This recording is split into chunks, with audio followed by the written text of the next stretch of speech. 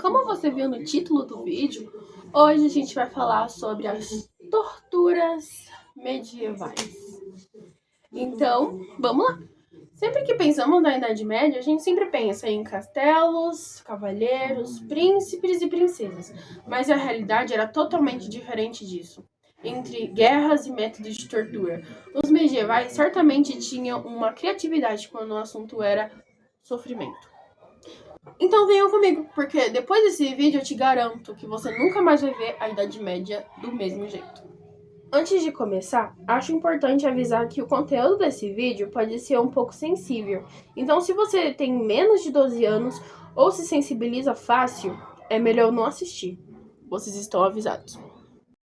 A maioria das torturas eram usadas em guerras ou para punir alguém. Mas eu acho legal explicar o que é a tortura. A tortura é uma prática antiga que usamos nos dias de hoje. Na Idade Média, a tortura era usada para punir, interrogar ou disciplinar alguém.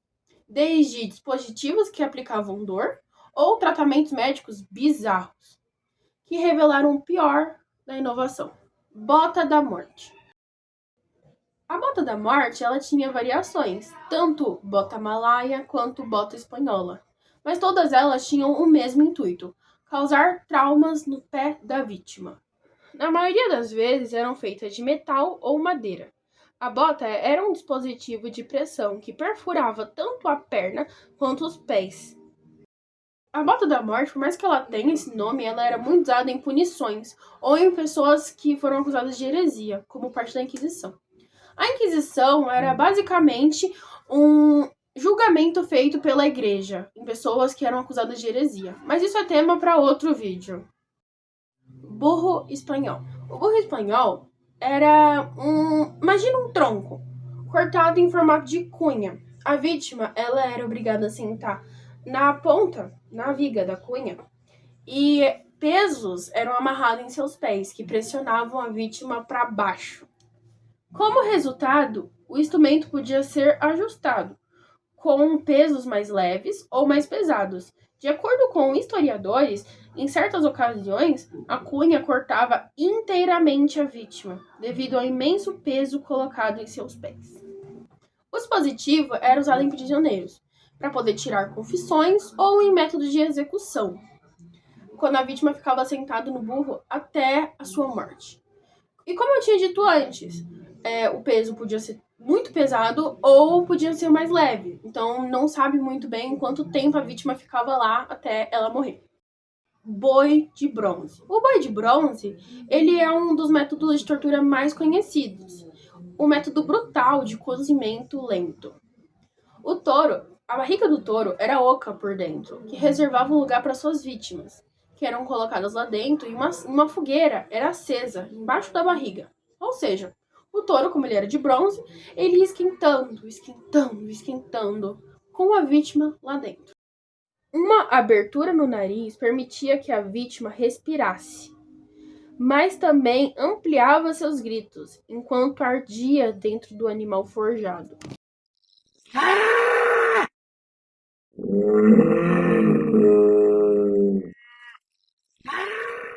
Esse método era usado em prisioneiros com sentença de morte.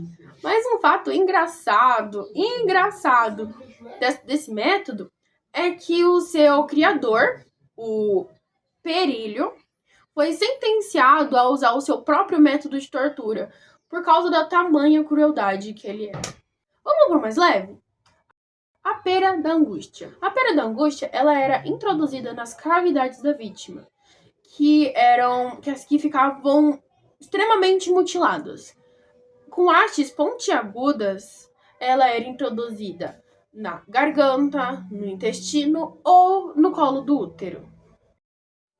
Suas maiores vítimas eram homens homossexuais passivos e mulheres acusadas de satanismo ou bruxismo e, em alguns casos, adultério. A tortura com serra. Talvez a pior tortura dessa lista. Ela consistia em você amarrar a sua vítima de cabeça para baixo, porque eles achavam que isso fazia com que a vítima ficasse consciente por mais tempo. Ou seja, essa tortura ela poderia durar horas. Esse método era o método mais comum, porque era facilmente encontrado nas casas. E era uma maneira barata de resolver casos de bruxaria, adultério, blasfêmia, assassinato e roubo. Talvez essa seja a única tortura que eu não vá poder mostrar nenhuma imagem, porque todas as imagens são muito gráficas. Então, se vocês tiverem com alguma curiosidade e quiserem ver, eu sugiro que vocês pesquisem. Mas, é claro, por sua conta e risco. Esmagador de cabeças. Esmagador de cabeça é um método muito usado em confissões. Ele consistia em colocar a vítima em um tipo de esmagador de nozes. Só que a cabeça da vítima ficava apoiada na parte de baixo e a outra pressionava a cabeça da vítima. A pessoa que estava lá, ela ia lentamente girando a manivela, que fazia com que o negócio fechasse cada vez mais na cabeça da vítima, causando nelas uma sensação horrorosa, uma sensação horrível. Agora eu vou descrever um pouquinho como é que era. E eu sugiro que vocês pulem para esse tempo aqui, que vai ser o tempo que eu já vou ter parado de falar, tá bom? Só caso você for muito sensível ou não querer escutar isso. Primeiro, os dentes eram destruídos, quebrando-se e estilhaçando-se na mandíbula. Em seguida, os olhos podiam saltar das órbitas. Por último, ocorria graves fraturas no crânio e vazamento da massa cefálica.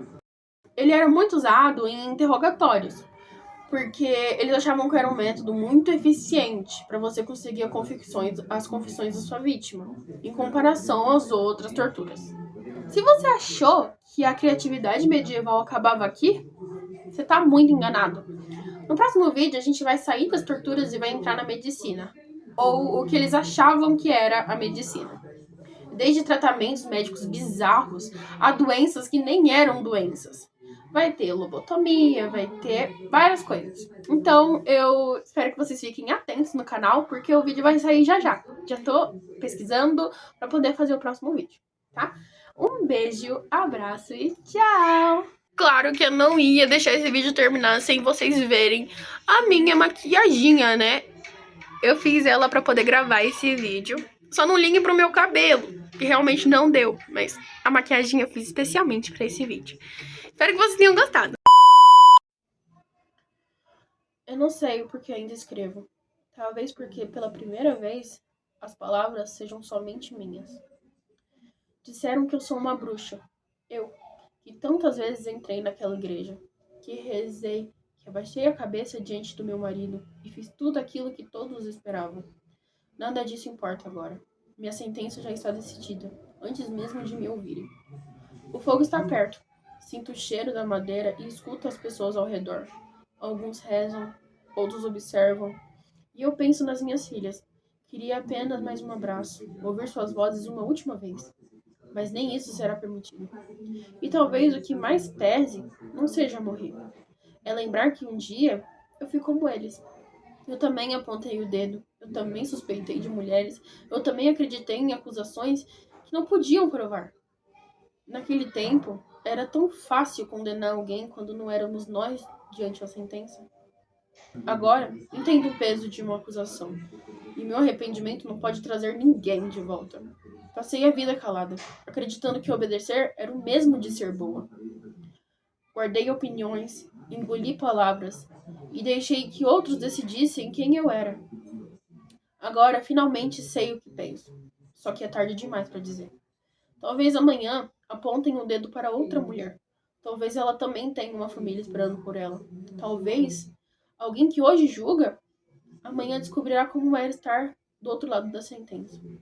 Mas eu não estarei aqui para ver. O fogo espera por mim. Eu não sou uma bruxa, mas eu vou morrer como uma.